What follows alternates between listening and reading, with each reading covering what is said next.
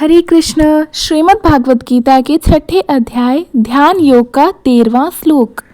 समम काय शिरो ग्रीवम धारयन् चलम स्थिर संप्रेक्ष्य नासिकाग्रम स्वम दीक्षास वलोकयन। इस श्लोक का शब्दार्थ है, भावार्थ है कि योगी को अपने शरीर, सिर और गर्दन को सीधा और स्थिर रखते हुए अपनी दृष्टि को नाक के अग्रभाग पर केंद्रित करते हुए और अन्य दिशाओं की ओर देखना चाहिए।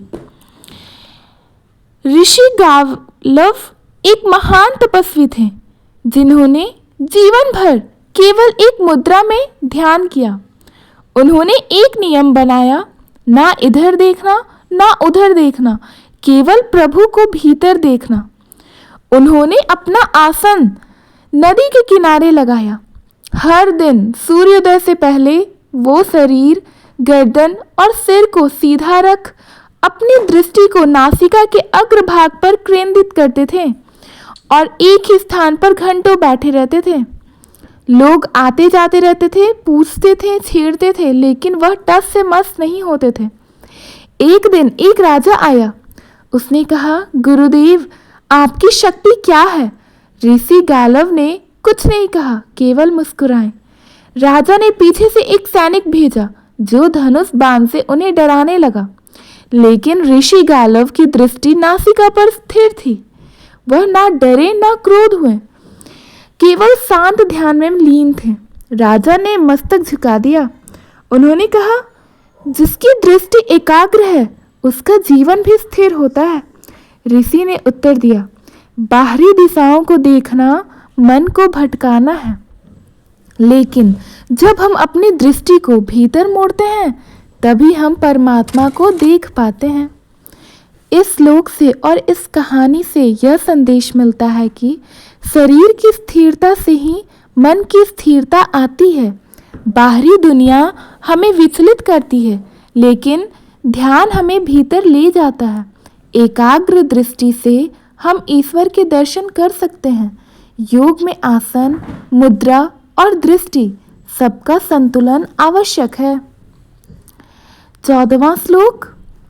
प्रशांत आत्मा विगत भी ब्रह्मचारी व्रते स्थित मन संयम में मचित्तो युक्त आशीत मत्परः। इस श्लोक का भावार्थ है कि जो योगी मन को वश में करके शांत चित्त, भय मुक्त, ब्रह्मचर्य के नियमों के स्थित होकर सदैव मेरा चिंतन करता है, वह मुझ में लीन हो जाता है।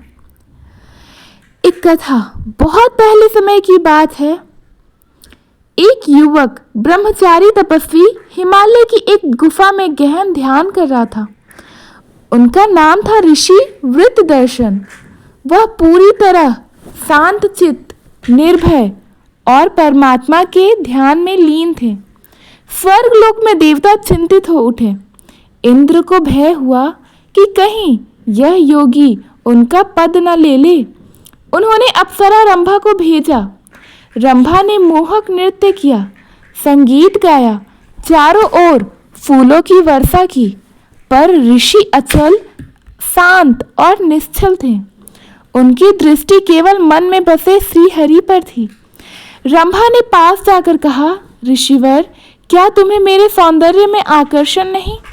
ऋषि मुस्कुराए और बोले, जिसने मन को जीत लिया हो उसे मोह छू भी नहीं सकता। मैं उस प्रभु में लीन हूँ जिसे देखकर सारी सृष्टि तृप्त हो जाती है। रंभा लज्जित होकर चली गई।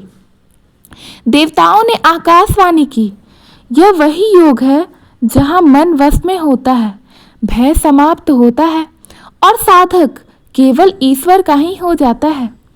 इस श्लोक से और इस कथा से यह संदेश मिलता है कि मन की विजय सबसे बड़ी विजय है। ब्रह्मचर्य और संयम से आत्मा शांत होती है। ईश्वर में स्थित होकर साधक सारे भय से मुक्त हो जाता है। मोह, कामना और व्याकुलता सब पर योगी का नियंत्रण होता है। धन्यवाद।